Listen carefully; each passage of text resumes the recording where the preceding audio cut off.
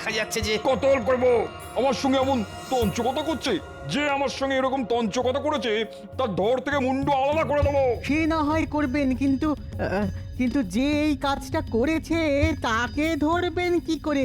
এখন তো সব বস্তা মিলেমিশে ওই যাকে বলে মুড়ি মিছড়ি একদর হয়ে গেছে। তবুও ধরবো, মানে ধরতেই হবে। মাথা খেলাও উজির, মাথা খেলাও। সে না হয় খেলাবো, কিন্তু আমি বলি কি, এখানে দাঁড়িয়ে চেঁচামেচি করলে আপনার শরীর খারাপ হতে পারে। তার চেয়ে চলুন প্রাসাদে ফিরে চলুন, ঠান্ডা মাথায় দুজনে মিলে কিছু একটা ভাবা যেতে পারে।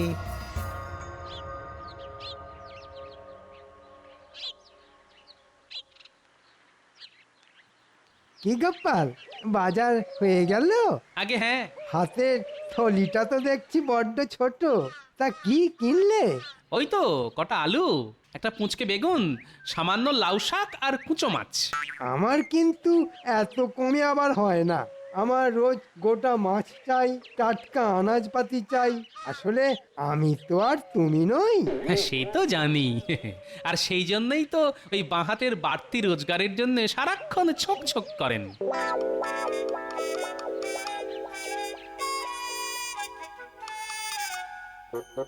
খুব বেড়েছো গোপাল, দাঁড়াও, সুযোগ পেলে এমন অবস্থা করব না যে কেঁদে আর কুল পাবে না।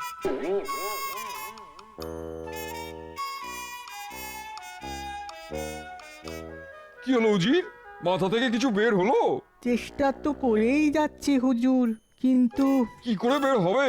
কাবাব আর বিরিয়ানি খেয়ে খেয়ে তো মাথার ঘিলুতে চর্বি জমে গেছে। শোনো, তোমার ভরসাতে না থেকে আমি নিজেই একটা মতলব বের করে ফেলেছি। বের করে ফেলেছেন? বলুন বলুন শুনি, বলুন। না, এখন কিছু বলবো না, তবে কৃষ্ণচন্দ্র আর খাম্বাজ রাজাকে খবর পাঠাও। আমি যা বলবো তাদের সামনেই বলবো। ঠিক আছে।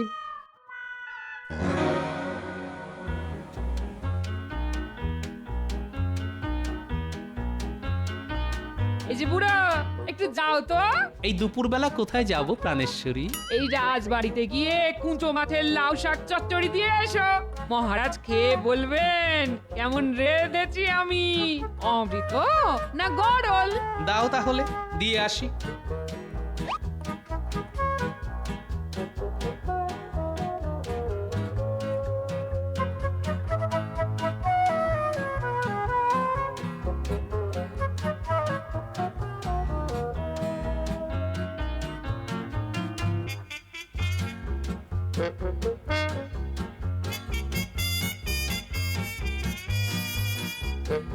মহারাজ।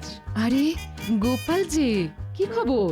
না খবর কিছু নয়, আসলে আপনাদের বৌমা ওই কুঁচো মাছ দিয়ে একটু লাউ শাক চচ্চড়ি করেছে। মহারাজ যদি একটু খেয়ে দেখেন। ও মা, লাউ শাক চচ্চড়ি দাও দাও, আমি খাবো আমি। কিন্তু মহারাজ। উনি তো ভোর বেলাতেই মুর্শিদাবাদ চলে গেছেন। মুর্শিদাবাদ? কিন্তু কাল রাজসভাতে তো কিচ্ছুটি বলেন না। জানলে তো বলবেন। আসলে কাল রাতেই তো খবর পেলেন যে নবাব জরুরি তলব করেছেন। নবাবের জরুরি তলব, ব্যাপারটা কেমন যেন খটোমটো ঠেকছে। ঠিক আছে, বাটিটা রাখুন, খেয়ে বলবেন কেমন রেঁধেছে আমার গিন্নি।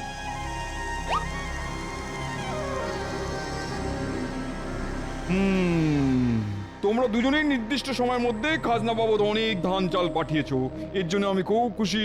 আগে আপনাকে খুশি করাই তো আমার কর্তব্য। কিন্তু তার মধ্যে অনেক বস্তায় ভেজাল আছে। মানে মানে অনেক বস্তাতে ধান চালের সঙ্গে কাঁকড়, মাটি আর নুড়ি মেশানো আছে। সে কি? আমি কিন্তু কোনো ভেজাল বস্তা পাঠাইনি হুজুর। আমিও পাঠাইনি। দুজনেই যদি না পাঠাও তাহলে পাঠালো কে? ভূতে? বলুন বলুন, কে পাঠালো বলুন? ভূতে? সেটা কি করে বলি বলুন তো? এখন সব বস্তা মিলে মিশে গেছে, তাই আসল অপরাধী যে কে সেটা বোঝা যাচ্ছে না। তবে আপনাদের মধ্যে একজন তো পাঠিয়েছেই। তোমরা যদি নিজেদের দোষ স্বীকার করে নাও তাহলে শাস্তি কমে যাবে, আর অস্বীকার করলে কি যে হবে সেটা তোমরা কল্পনাও করতে পারছো না। জানতাম তোমরা নিজের মুখে কেউ দোষ স্বীকার করবে না, তাই আমি এক গুণিনের কাছে গিয়েছিলাম। তিনি আমাকে দুখানা গাছের বীজ দিয়েছেন, আর সেই বীজ এখন আমি তোমাদের দেবো। গাছের বীজ নিয়ে কি করব জাহাপানা? তবে পুঁতবে, গুনিন বলেছেন যার মনের মধ্যে পাপ আছে, মানে যে বস্তায় কাকড় মিশিয়েছে, এ বীজ থেকে কখনোই গাছ বের করতে পারবে না। আর যে নির্দোষ, একমাত্র তার বীজ থেকেই গাছ বের হবে। উজির, আদেশ করুন জাহাপানা। ওদের একটা করে বীজ দিয়ে নিজেদের রাজ্যে পাঠিয়ে দাও। আমি এক্ষুনি দুজনের হাতে দুটো বীজ ধরিয়ে দিয়ে যাবার রাস্তাটা দেখিয়ে দিচ্ছি। আর ওদের বলে দিও ঠিক 1 মাস বাদে টপ শুদ্ধ গাছ এনে আমায় দেখাতে হবে। গাছ দেখাতে পারলে বেঁচে গেল, আর না দেখালে মৃত্যু। হ্যাঁ,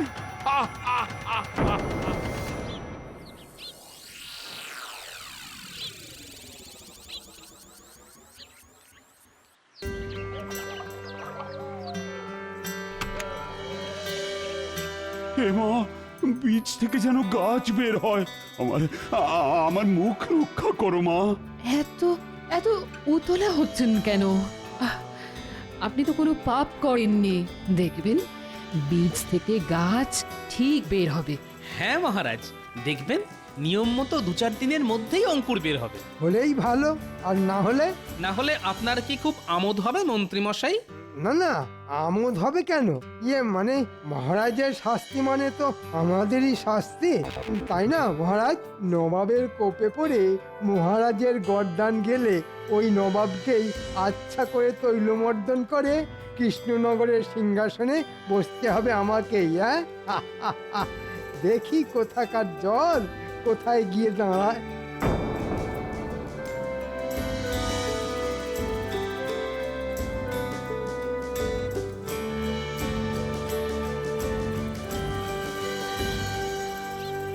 মহারাজ, আমাদের ডেকেছেন? আর ডেকেছেন? আমার তো সর্বনাশ হয়ে গেছে মন্ত্রী। 15 দিন হয়ে গেল। দেখো দেখো, এখনো বীজ থেকে অঙ্কুর বের হয়নি। তাই তো, এটা তো বড় চিন্তার কথা। এই মৌকায় গোপালকে পেঁচে ফেলতে হবে। আচ্ছা গোপাল, এবার তো বস্তা ভরার দায়িত্বে ছিলে তুমি। সত্যি করে বলো তো, তুমি আবার চালে ডালে কাঁকড় মিশিয়ে দাওনি তো? কি বলছেন আপনি? আরে চালে ডালে আমি কেন কাকড় মেশাতে যাব? না মানে মানুষের মন তো, হয়তো লোভে পড়ে এমনটা করে ফেলেছো। এটা করে আমার লাভ? এ তো খুব সোজা অঙ্ক। মানে যতখানি কাঁকড় মেশালে ততখানি চাল ডাল নিয়ে গিয়ে ঘরে তুলে ফেললে। বাজে কথা মহারাজ, বিশ্বাস করুন এমন কাজ আমি করিনি মহারাজ। তাহলে তাহলে 15 দিন কেটে যাবার পরও বীজ থেকে অঙ্কুর বের হচ্ছে না কেন? কেমন নিলাম গোপাল? সেদিন বাজারে আমার বাহাতের বাড়তি রোজগার করা নিয়ে অনেক কথা শুনিয়েছিলে। এবার ঠেলা সামলাও। কি হলো গোপাল, তুমি তো এত কথা বলো, তা এখন চুপ করে আছো কেন? আমার মনে হয় বীজটা নিষ্ফলা, মানে বন্ধা। এ বীজ থেকে গাছ হবে না মহারাজ। কে আমার বীজ বিশারদ এলেন রে? অমনি ফট করে বলে দিলেন এটা নিষ্ফলা বন্ধা বীজ। বলি, বীজ আবার কখনো বন্ধা হয় নাকি? হয় মন্ত্রী মশাই, বীজকে নুন জলে 2-1 দিন ভিজিয়ে রাখলেই বীজ বন্ধা হয়ে যায়। নবাবের আর খেয়ে দে কাজ নেই, তিনি এত সব করতে যাবে। আর তিনি এসব করতে যাবেনি বা কেন? হয়তো তার অন্য কোনো উদ্দেশ্য আছে। আর একটাও বাজে কথা নয়, আমি বেশ বুঝতে পেরেছি। এইসব কুকাজের মূলে হচ্ছ তুমি।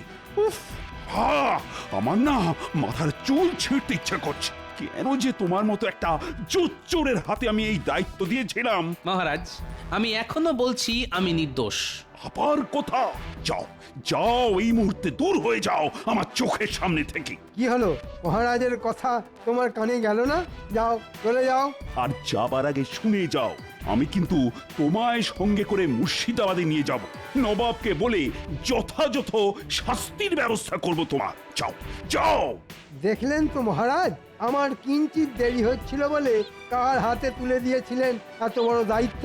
কি হলো মহারাজ, কিছু বলুন। আচ্ছা মন্ত্রী, গোপালের কথা মতো বীজটা কি সত্যি সত্যি নিষ্ফলা? মানে বিজ্ঞানীও এখনো কৃষ্ণনগরে নেই। সে থাকলে না হয় তাকে দিয়ে পরীক্ষা করিয়ে নেওয়া যেত। এখন এখন যে কি করি?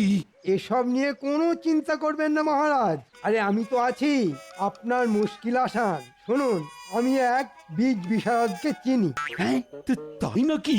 হ্যাঁ, সে যেন তেন প্রকারেণ এই বীজ থেকে ঠিক গাছ বের করে দেবে, আর সেই গাছ নিয়ে আপনি ড্যাং ডেঙিয়ে নবাবের কাছে গিয়ে নিজেকে নির্দোষ প্রমাণ করে আসবেন। আহ, তাহলে আর দেরি করছো কেন?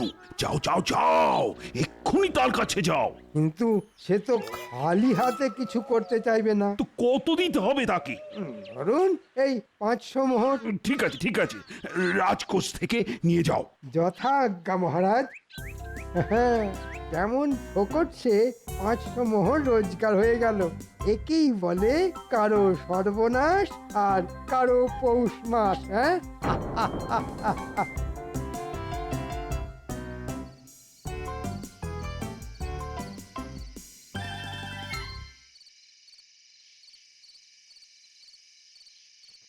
ভেতরে আসবো রানীমা? হ্যাঁ হ্যাঁ, এসো। আচ্ছা গোপাল, এসব কি শুনছি? তুমি নাকি... বিশ্বাস করুন রানীমা, আমি নির্দোষ। ওই মন্ত্রীর কথা শুনে সেটা আমিও বুঝতে পেরেছি, কিন্তু উপায়... আমি মহারাজকেও বলেছি, এখন আপনাকেও বলছি, নবাব কোনো বন্ধা বীজ দিয়ে মহারাজের সততা পরীক্ষা করতে চাইছেন। ওদিকে মন্ত্রী তো মহারাজের কাছ থেকে 500 মোহর নিয়ে একটা গাছ নিয়ে এসেছে। সেটা একবার দেখতে পারি? এসো আমার সঙ্গে। এ কি, এ তো লাউ গাছ। কিন্তু নবাব যেটা দিয়েছিলেন সেটা তো যতদূর মনে হয়েছিল তেঁতুল গাছের বীজ। তাই তো। রানীমা, আমি হলফ করে বলতে পারি এ গাছ নিয়ে গেলে মহারাজ কিন্তু ধনে প্রাণে মারা যাবেন। তাহলে কি করব এখন? মহারাজের যাবার দিন যেমন করেই হোক টপ থেকে এই গাছটা উপড়ে ফেলে দেবেন। আমি এখন যাই রানীমা, যে কোনো মুহূর্তে মহারাজ আবার এসে পড়তে পারেন।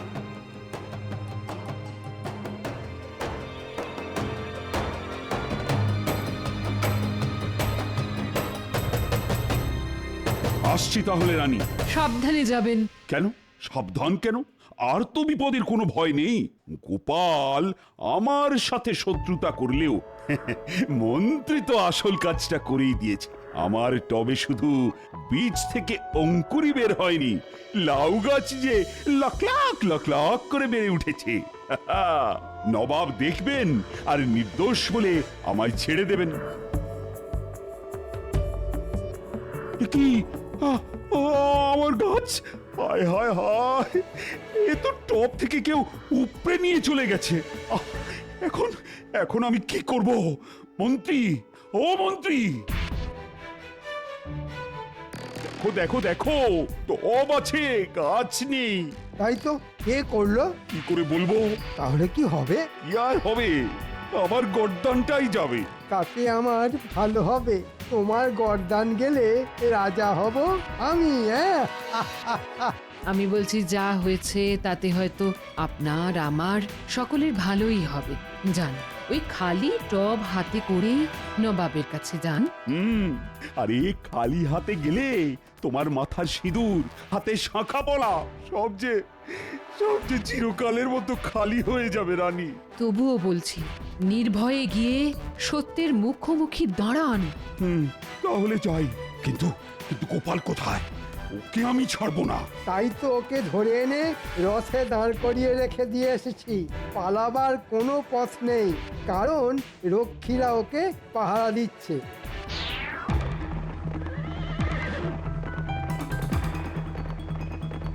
গোপাল, আজই মনে হচ্ছে তোমার শেষ দিন, কারণ আমার ঘাড়ে দোষ এসে পড়লে আমি কিন্তু সব দোষ তোমার ঘাড়ে চাপিয়ে দেব। যথাজ্ঞা মহারাজ। তবে একটা কথা, যা ঘটেছে সেটাই বলবেন, কারণ চিরকাল সত্যেরই জয় হয় মহারাজ। এই তুমি থামাতা।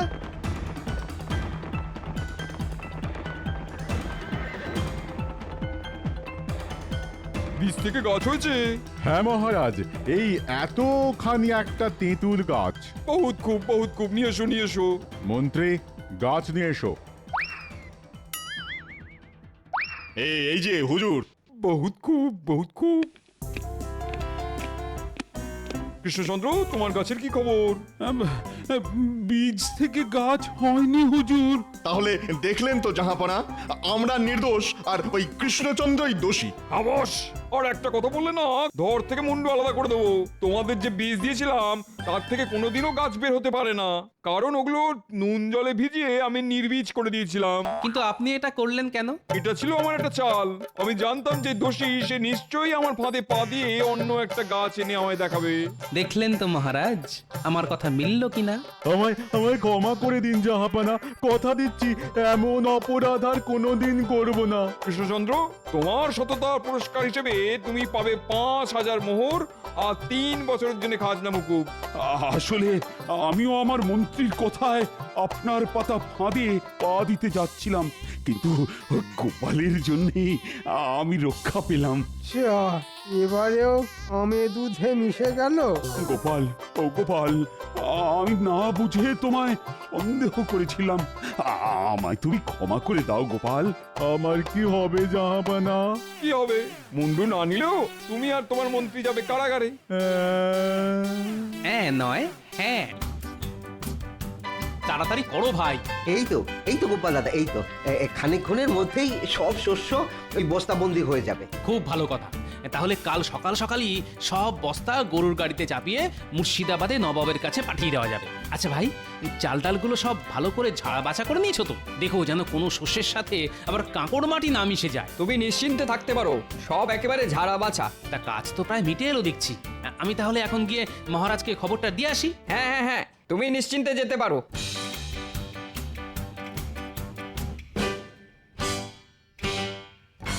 কিরে, কাজ শেষ? আর ঘন্টাখানেকের মধ্যেই হয়ে যাবে। শোন, কিছু বস্তায় শস্যের সাথে কাঁকড় মাটি নুড়ি ভেজাল মিশিয়ে দে। ভেজাল? ভেজাল মেশাবো কেন? তাতে কিছু শস্য বেঁচে যাবে, আর বেঁচে যাওয়া শস্যগুলো আমার বাড়িতে পাঠিয়ে দেবে। দেখো বোকার মতো কেমন দাঁড়িয়ে আছে দেখো। আরে এর জন্যে তোরা বকশিস পাবি। কিন্তু গোপাল দাদা যে বললো। আরে রাখ তোদের গোপাল দাদার কথা। সে ধর্মপুত্র যুধিষ্ঠির হতে পারে, কিন্তু তোদেরও তো বাড়তি কিছু পয়সা দরকার। না না, এরকম খারাপ কাজ আমরা করতে পারবো না। ভালো কথা বললাম, কানে গেল না? তোরা সকলে দেখছি খুব গোপাল দাদার ভক্ত হয়ে উঠেছিস। তাহলে মোট বাড়তি রোজগারের সুযোগকেও যখন হাতছাড়া করলি, তখন ওই বাঁধা মজুরিতেই খেটে মর যত সব।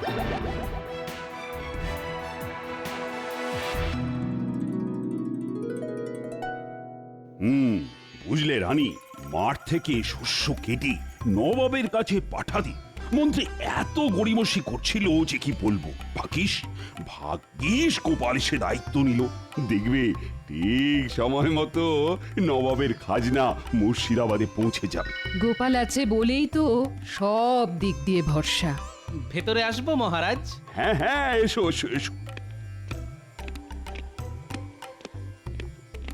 ওদিকের খবর কি? নবাবের খাজনার শস্য কি প্রস্তুত? হ্যাঁ মহারাজ, যেটুকু বাকি আছে সেটা কিছুক্ষণের মধ্যেই শেষ হয়ে যাবে। ভালো ভালো ভালো, খুব ভালো।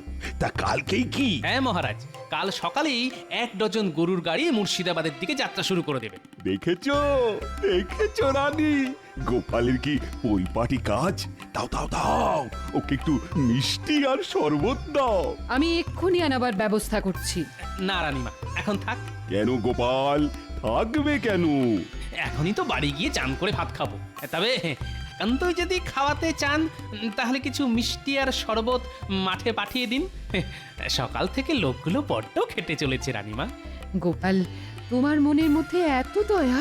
দয়া নয় রানীমা, সামান্য একটু সহানুভূতি। আর এ সবই তো মহারাজের কাছ থেকে শেখা।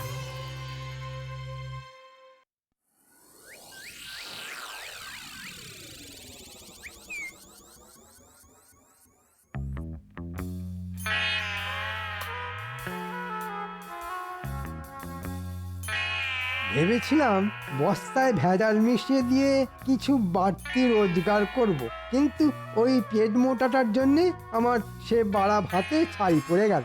ধুর ধুর, ভালো লাগে না।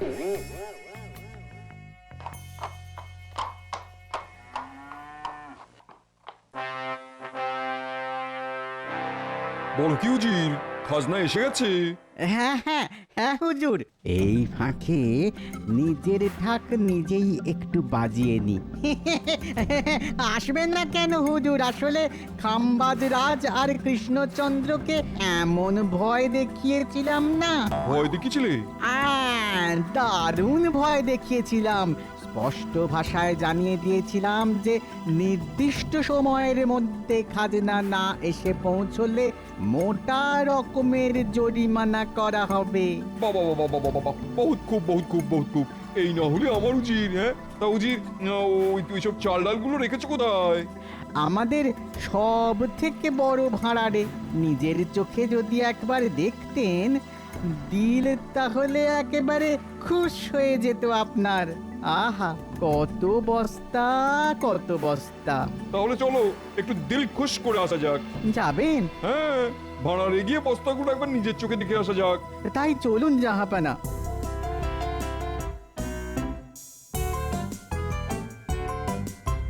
কি হে ভাড়ার রক্ষক, গেলে কোথায়? আরে আরে কি সৌভাগ্য আমার, স্বয়ং স্বয়ং নবাব বাহাদুর এসেছেন। ভেতরে নিয়ে চলো তো দেখি। আসুন আসুন জাহাপনা।